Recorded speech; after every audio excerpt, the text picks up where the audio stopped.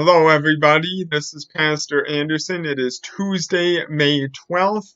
And since it is Tuesday, that means that we are here with our next study in the book of Genesis. Today we'll be covering chapters 42 and 43 because they really fit together as one story.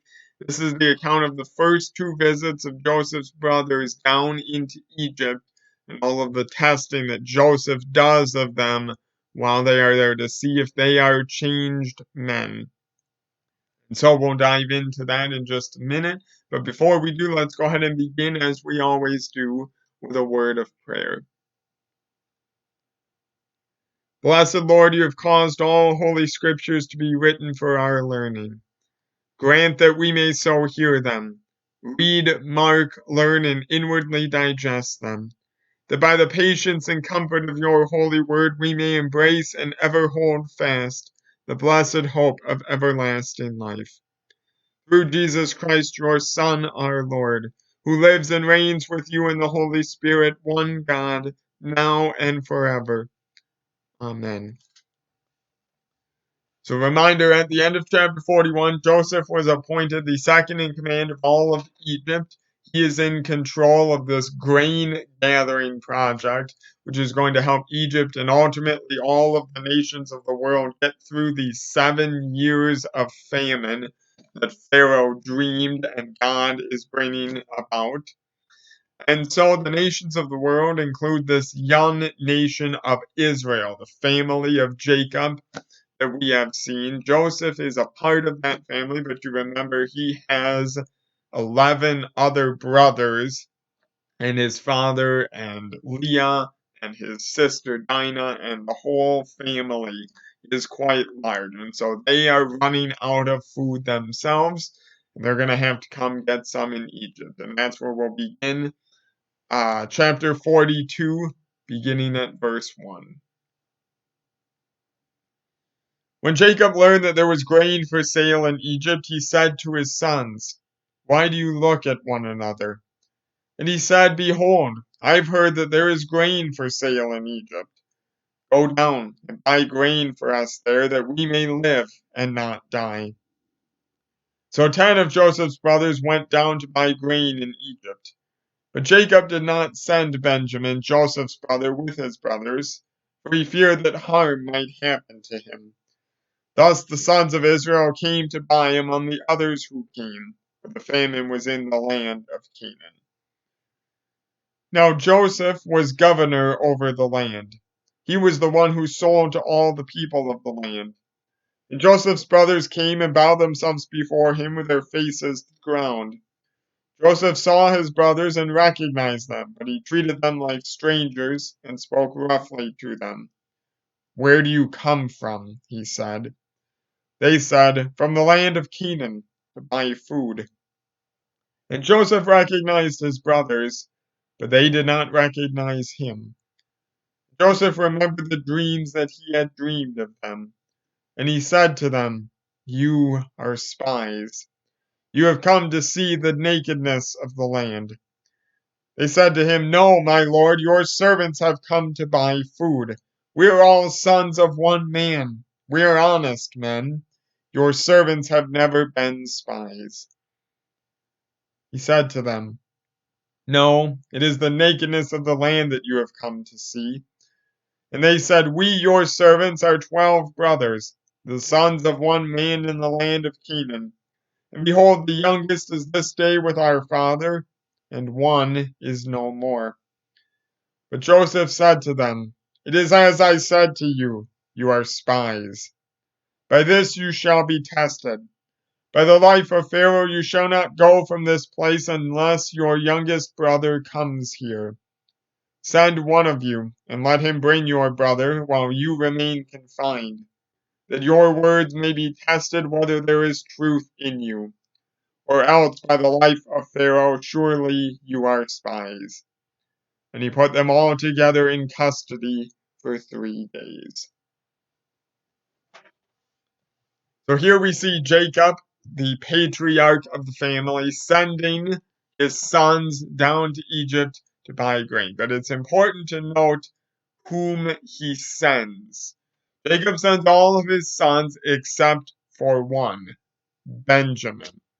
And Benjamin does not go because of a couple of reasons. First of all, he is the youngest. He's still likely about 22 years old at this point, so he's able to make the journey. It's not as if he's a youth who doesn't have the stamina.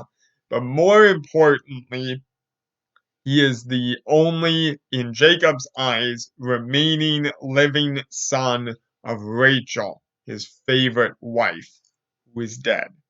So Benjamin is Jacob's only remaining connection to his beloved wife Rachel. So he does not want anything bad at all to happen to Benjamin, which is why he's not going. This is a 300-mile journey from where they were in Canaan down to where the grain was stored in Egypt.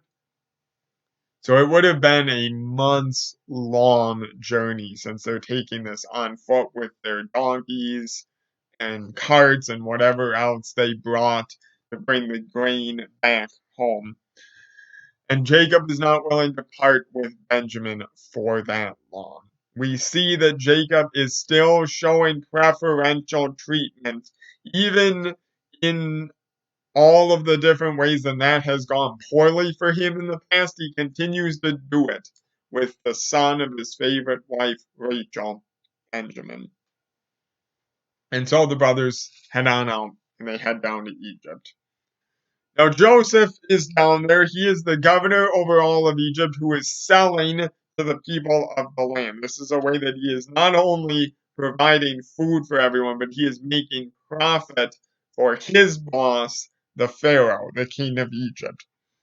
There's a little bit of irony in this situation because remember, Joseph was previously sold as a slave by his brothers. Now, he is the one who is doing the selling and will sell back to his brothers the grain that they need to stay alive. But when the brothers show up, he recognizes them right away. They likely all looked about the same as they did. But the brothers do not recognize Joseph because remember, his physical appearance changed when he got out of prison. He shaved his head, he's wearing Egyptian garb. He now looks very much like an Egyptian royal official and not at all like a member of Jacob's family. He doesn't have the beard that they all would have. He doesn't have the sort of primitive shepherding clothing that they would have. He's wearing royal garb. He's got the fully shaved head. He looks nothing like the Joseph that they remember. So they don't recognize him at all. And because of this, he has the opportunity to test them a little bit to see if their attitude has changed in the last 20, 25 years or so. And so he accuses them of being spies who have come to scout out the nakedness or the vulnerability of the land of Egypt. Historically, Egypt's greatest danger of invasion always came from the north. And that's exactly the direction that the brothers had just come. And so Joseph himself would not have been concerned about this because he knows who the brothers are. But the rest of the Egyptians who are in the area may have been a tad bit concerned about this large group of 10 brothers that appear on the scene from the north. This could look like kind of a scouting force or a spy force. And that's exactly what Joseph accuses them of being. He accuses them of being spies who have come to scout out this land and figure out where the weaknesses are so that they can go back and report and come in and invade the land of Egypt. And so, for that reason, he punishes his brothers and he throws them in prison for 3 days. Again, this brings to mind Joseph's earlier imprisonments, both as a slave and after the incident with Potiphar's wife, his time in Pharaoh's special prison. In a sense, Joseph is putting his brothers through the same sort of experience and punishment that they put him through, 20 years earlier. And you're going to note that this will click with them soon, that this is kind of God's way of bringing back on their heads what they did to their own brother. And we get part of that in the next section, which is a little bit lengthy, but we begin chapter 42, verse 18. On the third day, Joseph said to them, "Do this, and you will live, for I fear God. If you are honest men, let one of your brothers remain confined where you are in custody, and let the rest go and carry grain for the famine of your households, and bring your youngest brother to me. So your words will be verified, and you shall not die." And they did so. Then they said to one another, "In truth, we are guilty concerning our brother, in that we saw the distress of his soul when he begged us, and we did not listen. That is why this distress has come upon us." And Reuben answered them, "Did I not tell you not to sin against the boy? But you did not listen. So now there comes a reckoning for his blood." They did not know that Joseph understood them, for there was an interpreter between them. Then he turned away from them and wept. And he returned to them and spoke to them. And he took Simeon from them and bound him before their eyes. And Joseph gave orders to fill their bags with grain and to replace every man's money in his sack, and to give them provisions for the journey. This was done for them. Then they loaded their donkeys with their grain and departed. And as one of them opened his sack to give his donkey fodder at the lodging place, he saw his money in the mouth of his sack. He said to his brothers, "My money has been put back. Here it is in the mouth of my sack." At this their hearts failed them, and they turned trembling to one another, saying, "What is this that God has done to us?"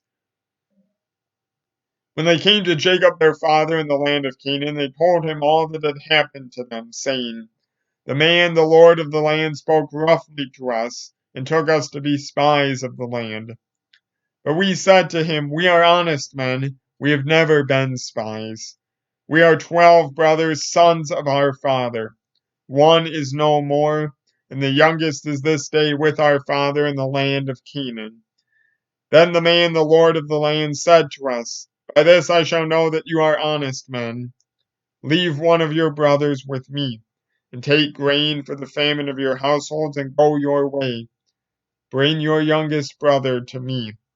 Then I shall know that you are not spies, but honest men, and I will deliver your brother to you, and you shall trade in the land.' As they emptied their sacks, behold, every man's bundle of money was in his sack.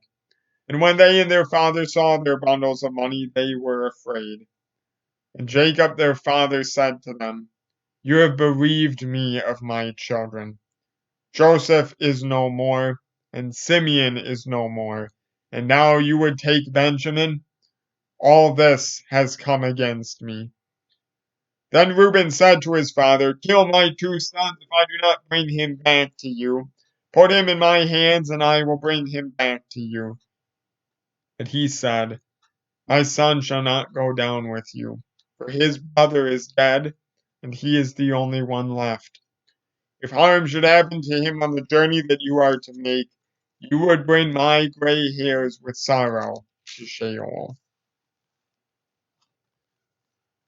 So, after some consideration and thinking, Joseph changes his plan and decides to only imprison one of the brothers, Simeon. Now he picks Simeon probably because Simeon is the oldest of the brothers who were involved in the plot to sell him into slavery.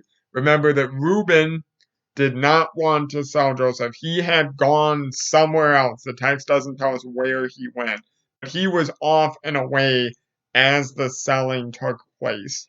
So Simeon is kind of the oldest one. He was the one who should have been most responsible, and so he gets thrown in prison. In addition, I think we picked just one of the brothers to test them to see whether they had changed. Testing to see whether one brother would sacrifice everybody, which was the original plan, to just keep everyone in prison but send one of them back home. That's not quite the same as seeing whether the 9 brothers would sacrifice the one, which is exactly what they had done to him. Again, you see he's putting them through the same sort of troubles and hardships that they put him through 20 years earlier. So we're going to test and see whether the 9 brothers will just forsake their one other brother for the sake of grain. Joseph wants to see whether the other 9 will come back for Simeon or just leave him in Egypt to die. And so they go and they realize that Joseph has ordered the money placed back in their sacks. Now, this puts them in a bit of a bind because they've already been accused by Joseph of being spies in the land. Now, this could be a way that Joseph could accuse them of also being thieves. And thieves and spies are not treated well in Egypt. They're all executed for those crimes. This is bad news for the brothers, and so they are trembling and afraid because they have no idea what is going on with this situation. But they return to their father Jacob and they explain to him all of this story and how they need to bring Benjamin back with them or they're not going to be able to get grain again. And as they open their sacks to reveal the grain that they bought, they see the money in the sacks. And Jacob, I believe, begins to make a connection about the previous misdeeds of these brothers. So look at verse 36. Jacob, their father, says to them, "You have bereaved me of my children.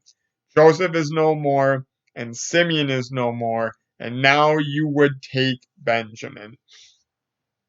We're getting the impression that Jacob is beginning to catch on to the other brothers' crime against Joseph. He says, "You all have bereaved me of my children. Joseph is gone and dead because of you all." So he's thinking they killed Joseph, even.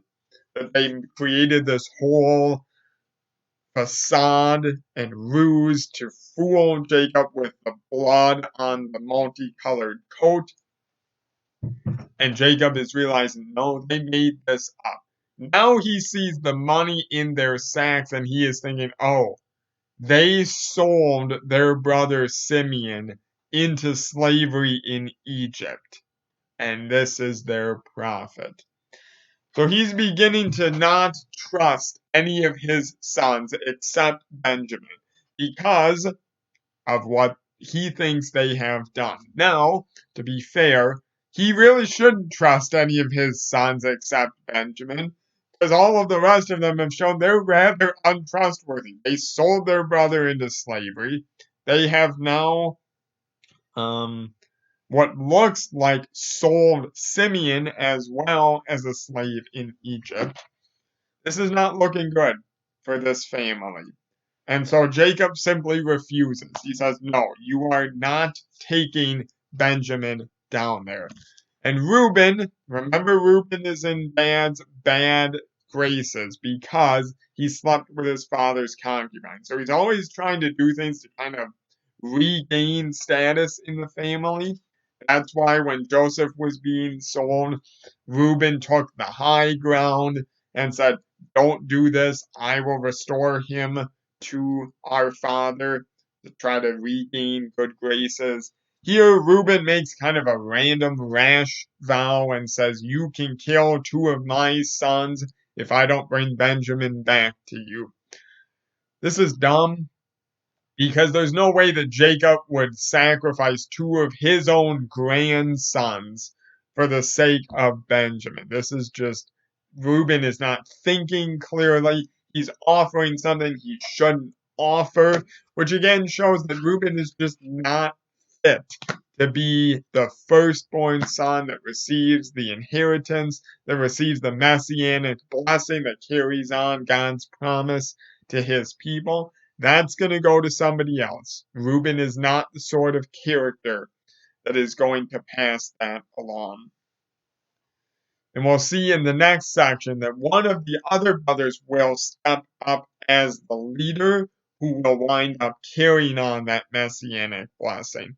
That's chapter 43. We'll begin at verse 1. Now the famine was severe in the land, and when they had eaten the grain that they had brought from Egypt, their father said to them, "Go again, buy us a little food." But Judah said to him, "The man solemnly warned us, saying, 'You shall not see my face unless your brother is with you. If you will send our brother with us, we will go down and buy you food.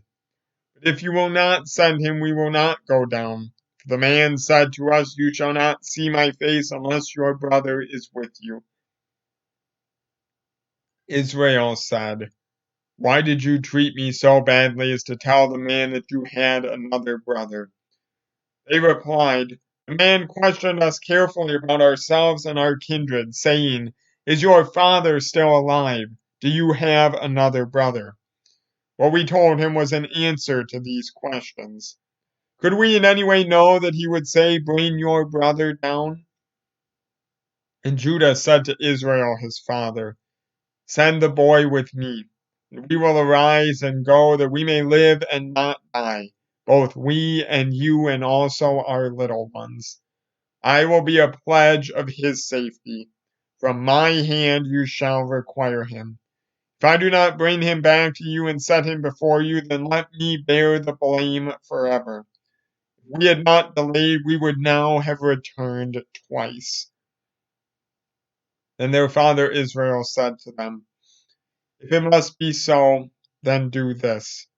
Take some of the choice fruits of the land in your bags, and carry a present down to the man, a little balm and a little honey, gum, myrrh, pistachio nuts, and almonds. Take double the money with you. Carry back with you the money that was returned in the mouth of your sacks. Perhaps it was an oversight. Take also your brother and arise, go again to the man. May God Almighty grant you mercy before the man, and may he send back your other brother and Benjamin. And as for me, if I am bereaved of my children, I am bereaved." So the men took this present, and they took double the money with them and Benjamin. They arose and went down to Egypt and stood before Joseph. So you see here, Judah emerges as the leader of the group, the spokesman of the crew, the one who pledges to his father his very own guilt if Benjamin does not return. Judah is now personally responsible for the health and life and safety of Benjamin, guaranteeing to his father that he will bring Benjamin back, or Judah will bear that blame forever. This is an interesting turn in Judah's character because remember, the last time that we saw Judah, he was off in a different part of the land, not with the rest of the family, being sexually immoral with his daughter in law, clearly not really caring about family or God's covenant, even. But here we see Judah has come back to the rest of the family, and he has kind of become a trustworthy character. He's the sort of man now that is displaying the character and the attitudes that someone who is the head of this family should display. Reuben is out. Simeon and Levi, because of all that they did to the city of Shechem, are out. Judah is now the next in line to be the future leader of the nation of Israel, especially the one who inherits the messianic blessing. And that's exactly what will happen when we get to chapter 49 and Jacob is doling out all of the final blessings on his sons before he dies. We'll get to that in a few chapters. Judah promises to be the pledge for Benjamin's safety. Note that Jacob's refusal here to let Benjamin go is harming the future of the family. Because Judah mentions this food is needed for we and you and also our little ones. We're talking about the whole family is hungry and starving because of this famine. There seems to be some crops in the land, things like pistachio nuts and almonds, which can grow even during a famine, but the grain is gone. They need to go to Egypt if they are going to survive. But Jacob is still clinging to the one dearest son and sacrificing the future of the family for that one son. Jacob has got to learn that this is not the way to lead the nation of Israel. He has gotten into trouble when he favored Joseph over the other brothers. It could get him into trouble again as he favors Benjamin over all of the others. But we'll see whether that winds up being the case in the last section of chapter 43, which we will read beginning at verse 16.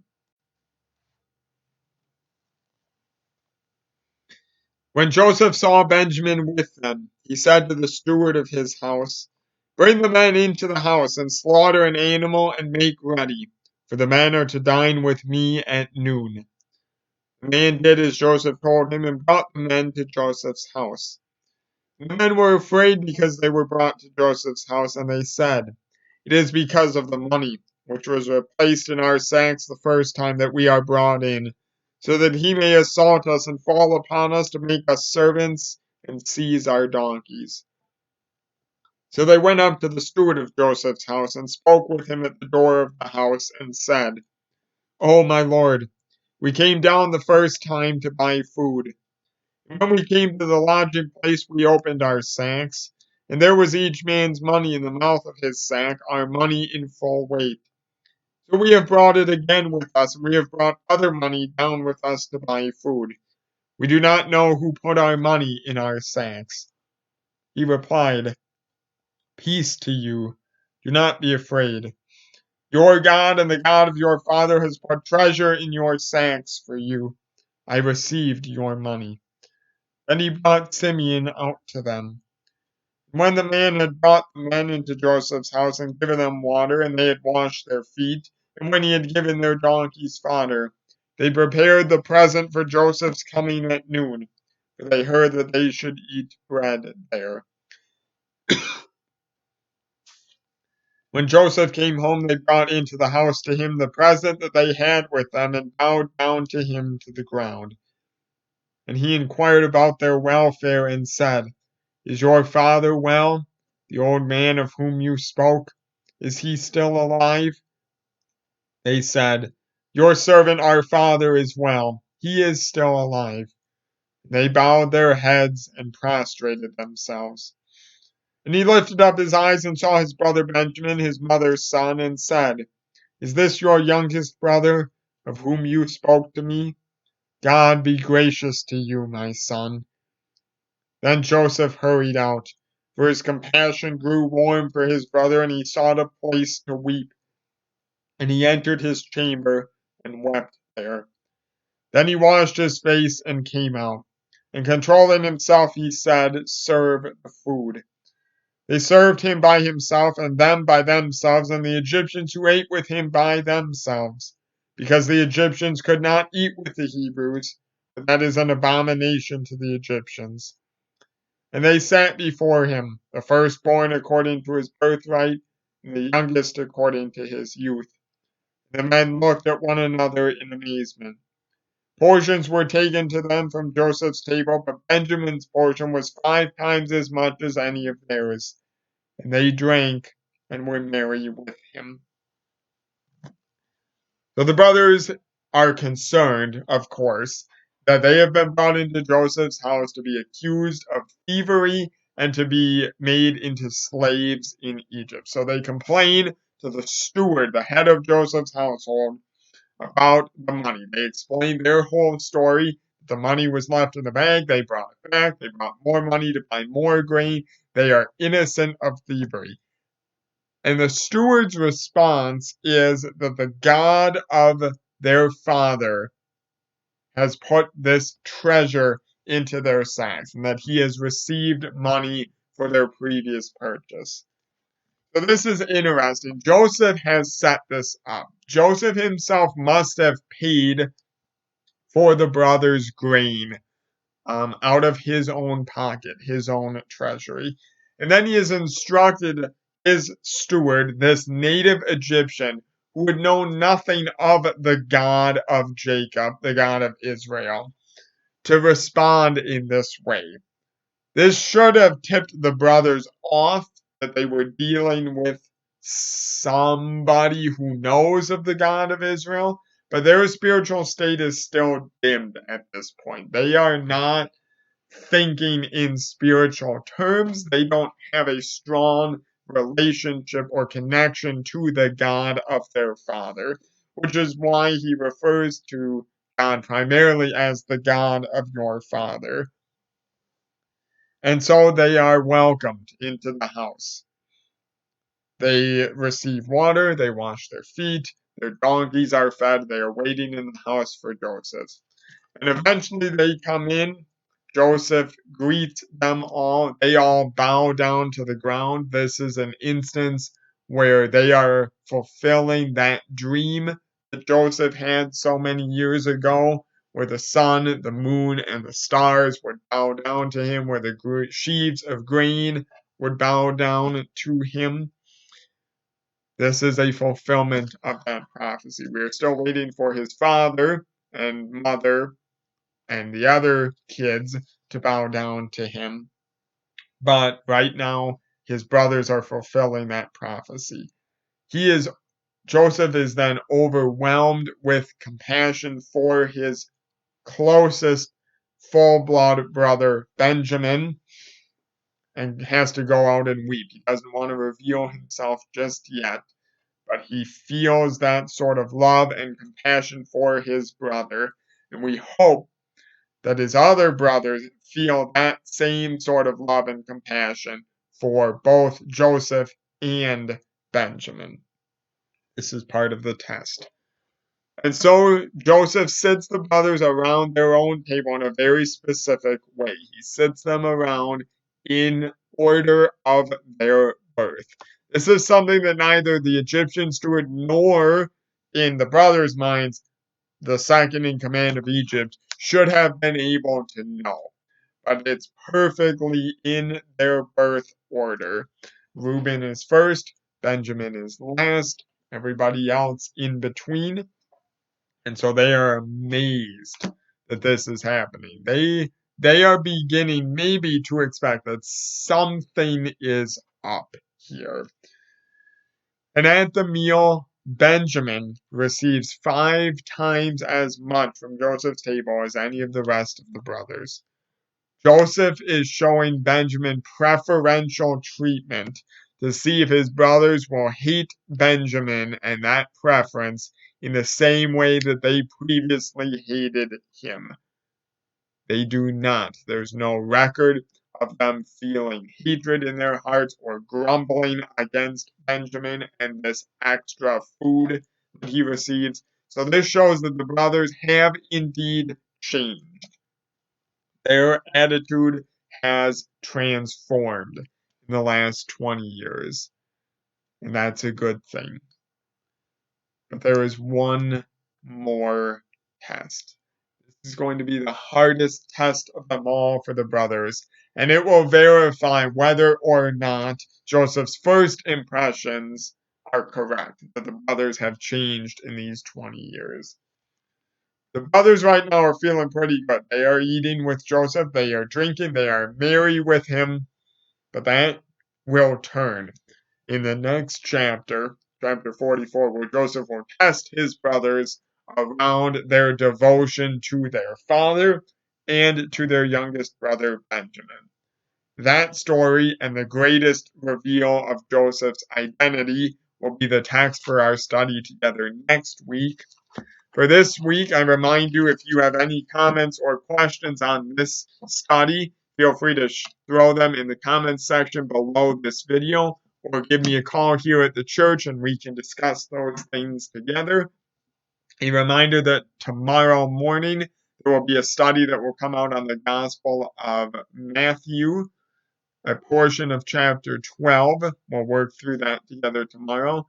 And then again, coming up Sunday, you will have your standard Dawn study, worship service with sermon, and children's message that will come out. I pray God's blessings on all of you on the rest of your day. We'll see you tomorrow morning.